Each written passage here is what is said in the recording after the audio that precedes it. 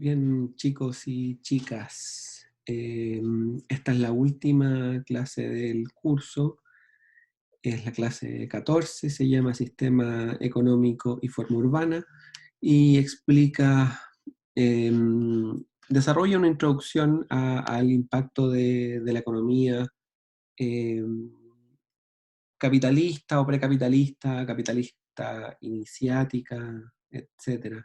Distintos nombres con el que se le conoce a este proceso, ¿cierto? Posterior al barroco y, mm, bueno, en verdad recapitula algunos elementos que hemos venido conversando y expone unos nuevos, sobre todo relacionados con el tema de el sistema económico y cómo impacta eso en la forma urbana. Habíamos comentado esto, ¿cierto? De la plaza como espacio del comercio. Las ciudades no solamente eh, expresan la economía a nivel de espacio, sino que la economía y el comercio se vuelven el principal motor del crecimiento de la ciudad. El orden barroco, ¿cierto? Que viene como a alguna medida a imponerse en las ciudades más importantes de Europa, permite limpiar, limpiar en distintos sentidos, ¿cierto? Limpiar, lo pongo ahí entre comillas, porque justamente es una especie de limpieza no solamente espacial, sino que también de personas que viven en la ciudad, etcétera, de esta ciudad medieval que se ve pobre, que se ve deteriorada, que se ve abandonada, el comercio llega a transformarla y la fuerza del movimiento de la forma barroca de entender la ciudad justamente va a permitir ese tipo de cuestiones, ¿cierto? Una geometría que se impone en un espacio lleno de callezuelas, lleno de pequeños espacios, donde lo más importante es el espacio privado y el espacio público, un poco como lo que quedó. Este tipo de espacios públicos viene a ordenar esa ciudad medieval. Y esa idea que nace en el barroco y que surge justamente con esta nueva clase social burguesa que se aglomera en las ciudades y que empieza a desarrollar nuevas economías, permite también, o en alguna medida, alimenta la visión de la principal corriente filosófica, económica de los últimos 2 siglos, que se llama liberalismo. El liberalismo lo que hace, ¿cierto? O la idea liberal es convertir a este capitalismo como forma económica en una ideología, en una forma de pensar, en una forma de desarrollar sociedad, en una forma de desarrollar eh, religiosidad y un montón de cuestiones, ¿cierto? A eso llamamos liberalismo, esta idea de la libertad por sobre todo, que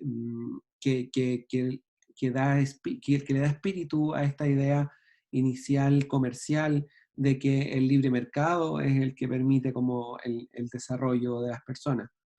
Eh, en este sentido, el principal autor o referente eh, que inicia esta corriente es Adam Smith, me imagino que lo conocen relativamente. Eh, Publica, ¿cierto?, este libro que va a alimentar la teoría liberal, que se llama La riqueza de las naciones, que básicamente plantea que la libertad de mercado, ¿cierto?, esta idea de la burguesía que llega a la ciudad y empieza a desarrollar una economía bullante que opaca la economía agrícola, opaca todo el resto de las formas de generar economía y desarrollo. Esa libertad, o sea, es la principal y que se basa justamente en la idea de mejores personas en función de si son más libres o no, o un mejor sistema económico, político, religioso en función de si es más libre o permite mayor libertad a las personas o no. Y en este sentido, la idea también de que el libre mercado lo regula todo, incluso la ciudad. Y esa es como la principal idea que trabaja o que introduce esta clase. El capitalismo, ¿cierto? Esta forma de generación de economía basada en una clase que tiene los medios de producción, que le llamamos burguesía normalmente, incipiente en la época barroca, pero bastante más desarrollada en los inicios de los estados modernos eh, y de la época o de la Revolución Industrial. Cuando la Revolución Industrial es la primera unidad del siguiente curso, y ahí nos metemos fuerte en historia contemporánea. Aquí estamos hablando de la primera Revolución Industrial, de cuando recién empezaron a nacer este tipo de espacios, por ejemplo, la ciudad que es la industria, como una industria más desarrollada, con distintas herramientas tecnológicas nuevas. Pero vamos a hablar en esta clase que termina este curso justamente introduciendo algunos de estos conceptos. Entonces está esta clase empresarial, que es dueña de los medios de producción, que llamamos burguesía. Está la clase trabajadora, que es dueña de la fuerza de trabajo que se requiere para hacer andar estos medios de producción o de reproducción de capital. Y hay una siguiente clase que, bueno, vamos a profundizar más en el siguiente curso, pero hay otra clase que es la clase rentista, que es la dueña del suelo, que arrienda a los capitalistas, o que arrienda espacio para la industria, o que arrienda espacio para la vivienda de los trabajadores, etc. Y entonces como que la sociedad se vuelve, o tiene una estratificación distinta que las sociedades que hemos revisado hasta el momento. No menos jerárquica, ¿cierto? Sabemos que hay una jerarquía seguramente entre estas clases, pero es distinta de lo típico que veníamos viendo, ¿cierto? Y ese capitalismo impacta en la ciudad en dos sentidos, en dos fórmulas. La primera, permite evadirse a la periferia, o sea, la gente rica, por así decirlo, la gente dueña de los medios de producción, escapa de la ciudad, ¿cierto? Una ciudad que se ve más o menos así, que es una ciudad muy contaminada por la actividad industrial, etc. Eh, Se van de las ciudades que antes había sido su espacio, ¿cierto? Donde las principales familias desarrollaron la actividad de comercio y qué sé yo. eh, Se van a vivir a las afueras de la ciudad, donde además quedan exentos de restricciones municipales, del poder del Estado, ¿cierto? El poder económico debe ser libre del poder del Estado, y eso también es una filosofía que se transmite a la ciudad.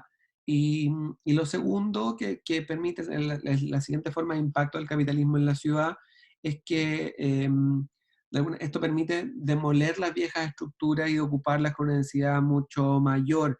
Las clases trabajadoras se van a vivir del campo a la ciudad, empieza todo un proceso migratorio, ¿cierto? Campo-ciudad, donde las clases más bajas, que antes trabajaban en el campo medieval, se van a vivir a las ciudades a trabajar en las industrias.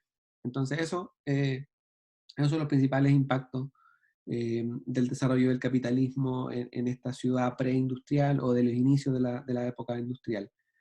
Esto de estos dos impactos de la gente rica que se va a la periferia y la gente trabajadora se va a los espacios centrales, eh, son dos modelos clásicos que se han transformado en clásicos del desarrollo urbano, es decir, de cómo el modelo económico explica la ciudad. Y ahí tenemos dos imágenes. Son modelos clásicos porque evidentemente hay muchos otros y no son los únicos, pero son quizás dos de los más importantes. Está el concepto de expansión urbana o de sprawl, que tiene más o menos esta imagen, ¿cierto? Suburbios dispersos a través de casas con patio, casas grandes, con buenos terrenos, con esta imagen, ¿cierto? Idílica de espacios verdes, etcétera, versus vivienda para clase trabajadora en las áreas centrales, que puede ser tanto como esto, ¿cierto? Un área industrial de principios de siglo muy contaminada, o en su versión contemporánea, los mal llamados guetos verticales o espacios de alta densidad para clases trabajadoras. Entonces ahí están como los dos modelos que nacen en la época de los inicios del capitalismo, pero que hasta el día de hoy explican la ciudad. Esa es la idea principal de esta clase. El modelo económico va a explicar la forma urbana en distintas esferas. En el caso de justamente esta diferenciación de clases, unos tienen la posibilidad de elegir dónde vivir, otros tienen que vivir en las condiciones que pueden pagar. Al mismo tiempo, en esta idea de que el modelo económico explica la ciudad, surgen nuevas necesidades en las ciudades capitalistas. Volvemos a hablar de la época de los inicios del capitalismo. hay nueva infraestructura para el transporte de las mercancías, ¿cierto? Ya el nivel de producción necesita que nuevas infraestructuras que permitan mover muchos más productos en menor tiempo posible. También se va a requerir más suelo para más industria. Si crece la cantidad de industria, evidentemente eso va ocupando suelo en la ciudad, y las ciudades empiezan a crecer incluso más de lo que estaban haciéndolo por la migración. Eh, Crecimiento sobre el suelo rural, ¿cierto? Si la ciudad crece, lo que hace es comer suelo rural, ¿cierto? Crecer hacia los costados, aunque también hacia arriba también es una posibilidad, pero la industria en general requiere bastante suelo. La vivienda quizás se puede densificar más en pisos, pero es raro que una industria tenga varios pisos. También, si hay más personas, hay más necesidades de productos y hay más industria que produce esos productos, eso se traduce en que se necesitan más espacios para comerciar esos productos. Eso es evidente también, entonces empiezan a crecer el espacio destinado a las actividades comerciales. Si hay más personas también, esas personas tienen que vivir en algún lado, por lo tanto también hay nuevas viviendas. Entonces, todo el modelo económico empieza a generar un círculo virtuoso en el sentido del crecimiento, vicioso en el sentido del deterioro urbano, pero un crecimiento importante. O sea, crece la economía, crece la ciudad, crece la economía, crece la ciudad. Ese es el principal círculo. En ese sentido, la compra y venta de suelo se vuelve una de las principales actividades de la ciudad. Ya no solo producir eh, productos en la ciudad es importante, también si es que hay más demanda por suelo, si es que hay más personas que llegan a vivir a la ciudad, si es que hay más industrias que quieren buscar una localización buena, si hay más infraestructura de transporte en la ciudad empieza a crecer, se empieza a complejizar, empieza a haber competencia por compra y venta de suelo, cuestión que hasta ese momento no era tan importante porque, bueno, había espacio en la ciudad, entonces eh, no era tan necesario, uno podía irse un poquito más lejos y encontrar un terreno barato. En este momento, ¿cierto? Donde esto empieza a volverse un modelo de alto crecimiento, de mucha rapidez además, el mercado del suelo y la vivienda se transforman en los mercados o en uno de los mercados más importantes. Cosa que hasta ese momento no pasaba. La propiedad de suelo, de vivienda, de edificios, de medios de producción se vuelve muy, muy importante. Y eso va a ser una cuestión que va a definir la sociedad hasta el día de hoy, ¿cierto? Vamos a hablar de que las capas más ricas de la sociedad contemporánea a nivel mundial lo que acumulan es propiedad y eso lo van heredando y van generando como círculos de no salida y de poco ascenso social en la medida de que las clases más bajas no pueden adquirir esa propiedad.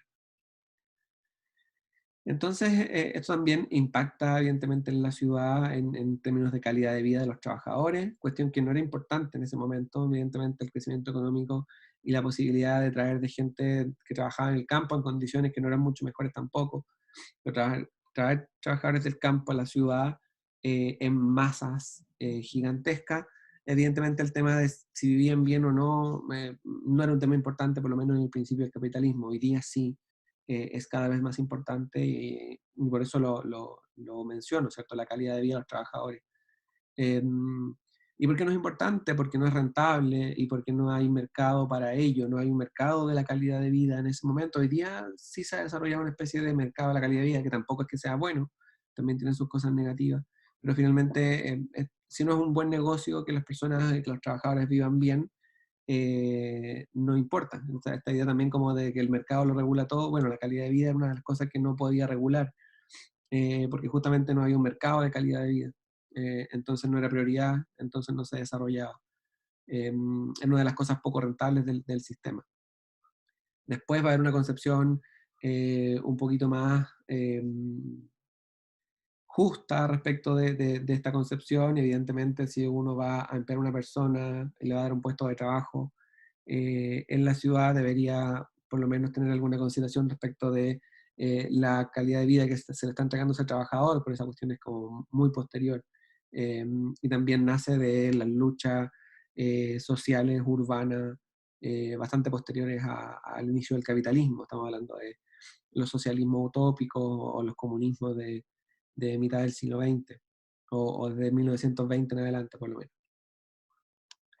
En este sentido estamos hablando de finales del siglo XVIII, dos siglos antes, no era tan importante, pero la idea que quiero recalcar acá, bueno, a finales del siglo XVIII el capitalismo industrial se convierte en el principal modo de producción e intercambio del mundo, ya no existe otro que le compita, la agricultura no es un tema, está suficientemente tecnificada para que todos podamos comer, pero no es parte importante de la economía, en términos porcentuales se vuelve mucho más importante el intercambio de productos.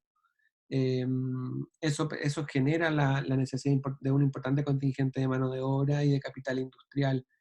Y eso generó también lo que comentaba antes, como un círculo virtuoso o vicioso, como quieran verlo, respecto a los niveles de industrialización. Ciudades más grandes generaban mayor nivel de industrialización, mayor nivel de industrialización generaba que la ciudad creciera, una ciudad más grande, y así vamos alimentando ese círculo.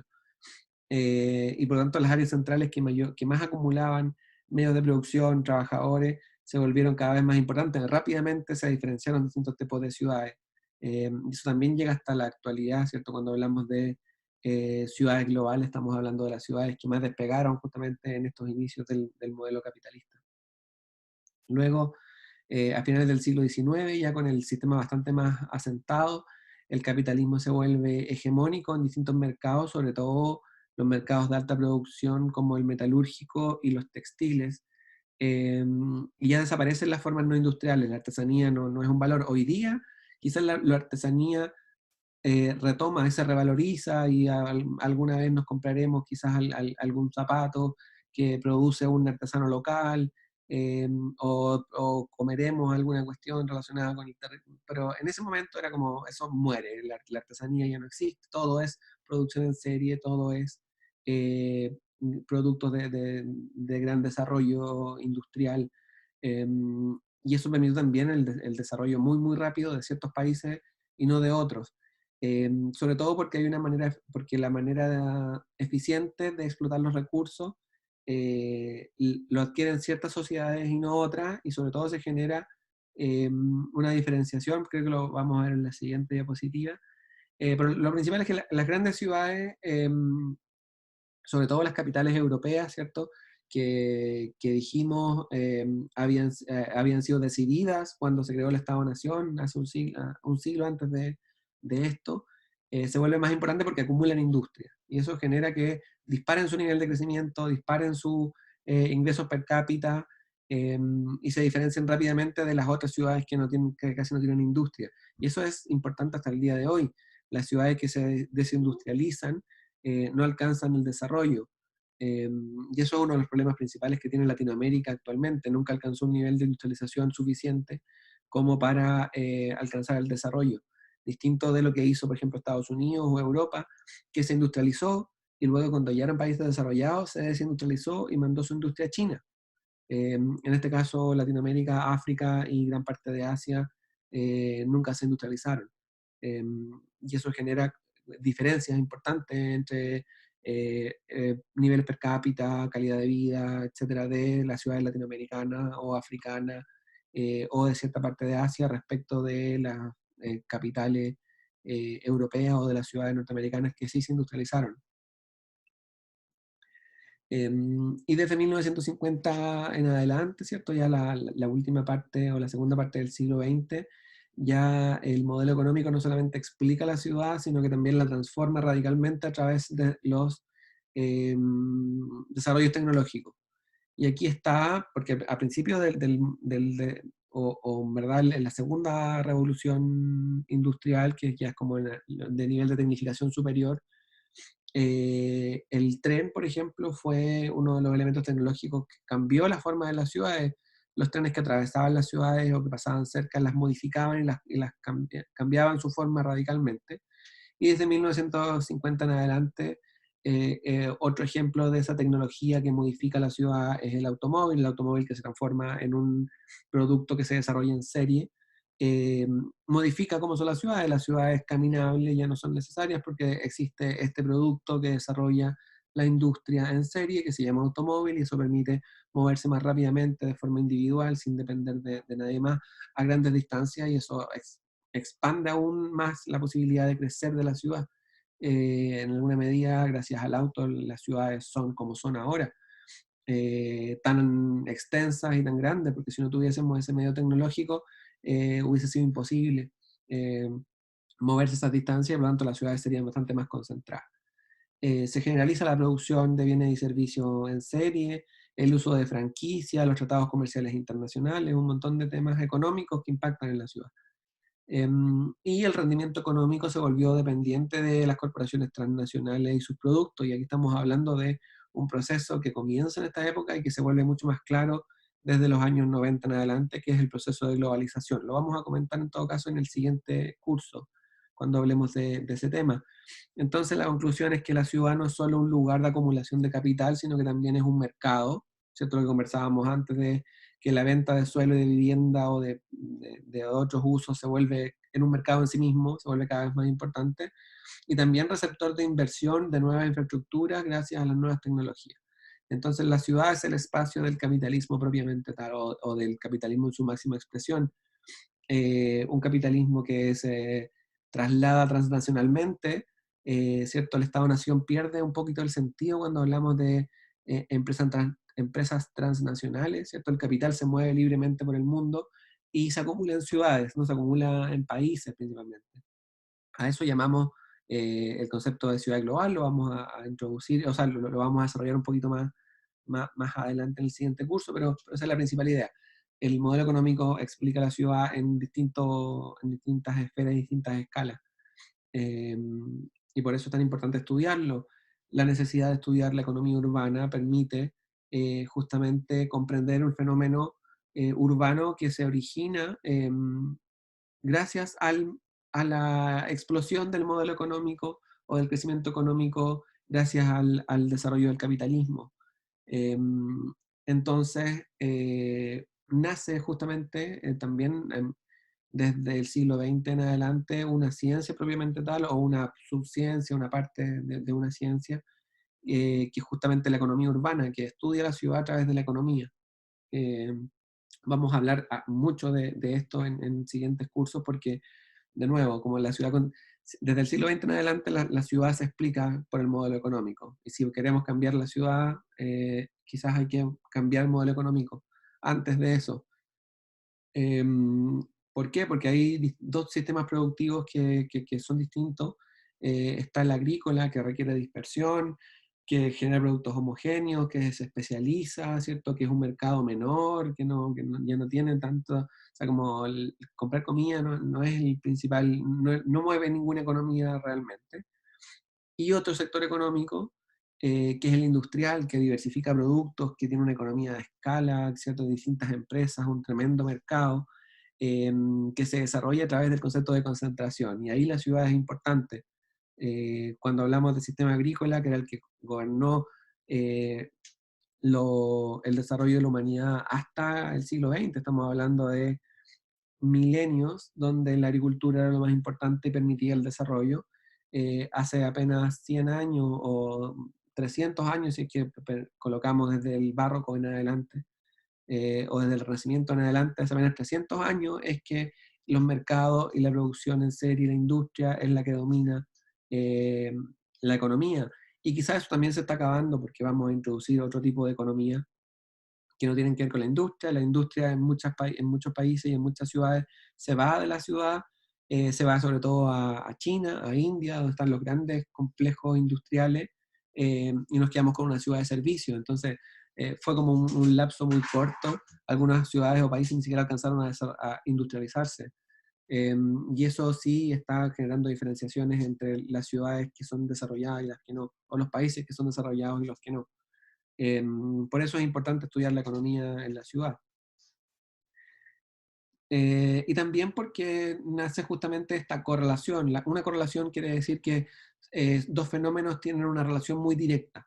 Y en este caso existen tres fenómenos que tienen una correlación o que tienen una relación muy directa, que es el desarrollo económico, industrial, el número de habitantes y la densidad de la ciudad, los precios del suelo y la vivienda. Es decir, entre mayor es el desarrollo económico industrial, sube la cantidad de habitantes, sube la densidad de población y suben los precios de suelo de vivienda. Todo eso está correlacionado.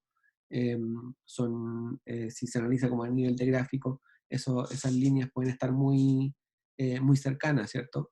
Entonces, eso implica también que son fenómenos que se correlacionan y por lo tanto hay que estudiarlos como si fuesen un proceso más complejo, no solamente uno. No podemos estudiar el crecimiento de la población y densidad de la ciudad si no estudiamos el desarrollo económico, si no estudiamos los mercados inmobiliarios. Son finalmente mercados muy interrelacionados. Y también eso permite que el desarrollo urbano sea un muy buen negocio para muchos y por lo tanto se genere justamente esta idea ahora cada vez más sofisticada de un modelo económico capitalista inmobiliario, es decir, que la ciudad es un muy buen negocio, desarrollar productos inmobiliarios, de suelo, etcétera, se vuelve un muy, muy buen negocio, entonces la ciudad en sí misma es un bien de mercado. Y ahí surge la pregunta, en verdad. ¿Es la ciudad un derecho o es la ciudad un bien de mercado? Y eso tiene que ver también con otro elemento, con la educación, con la salud. Si colocamos a la ciudad en ese nivel, podríamos hacernos la pregunta si la ciudad finalmente puede ser una parte de los derechos sociales o en verdad lo estamos dejando al libre mercado y su desarrollo. Y ahí aparece un complejo sistema de actores del mercado inmobiliario, especuladores, rentistas, inmobiliarias, el Estado que también produce y que entrega cosas a la ciudad para que los precios sean más caros, eh, propietarios, arrendatarios, un sistema súper complejo económico que se vuelve muy importante, que nos demuestra de alguna manera que en verdad la ciudad es un bien de mercado, que se aleja de la idea de derecho, y esa también es una idea que vamos a colocar en cuestión y que vamos a desarrollar con bastante más eh, ímpetu en los siguientes cursos, porque me parece que eso es importante. Nos encontramos estudiando justamente cuestiones de la ciudad y cuestiones del espacio para hacernos esta pregunta. ¿Es la ciudad un bien de mercado como lo tenemos ahora o debería ser un derecho? Y esta pregunta inaugura la discusión sobre la ciudad contemporánea, que es justamente lo que les quería, con lo que termina este curso, porque nos adentraremos entre todo el urbanismo justamente en la época de la Revolución Industrial en adelante. Se vuelve bastante más interesante en términos históricos, bastante más cercano, les va a hacer bastante más sentido. Así que quedan también invitados a tomar el siguiente curso conmigo para tratar estos temas y tratar de seguir pensando en esta pregunta. Eh, Aprovecho de comentarles o de contarles más que nada cómo se complementa esta clase, que justamente con un capítulo súper interesante respecto de la expansión comercial y la disolución urbana, le llama el historiador Lewis Mumford. Bien interesante, a pesar de que es un poco complejo el vocabulario sobre todo, pero a los que les interese estos temas les puede ser de mucha ayuda. Y un video que habla justamente de estos inicios del capitalismo y la consolidación del capitalismo comercial como principal modelo económico de la sociedad. Pero quería terminar esta clase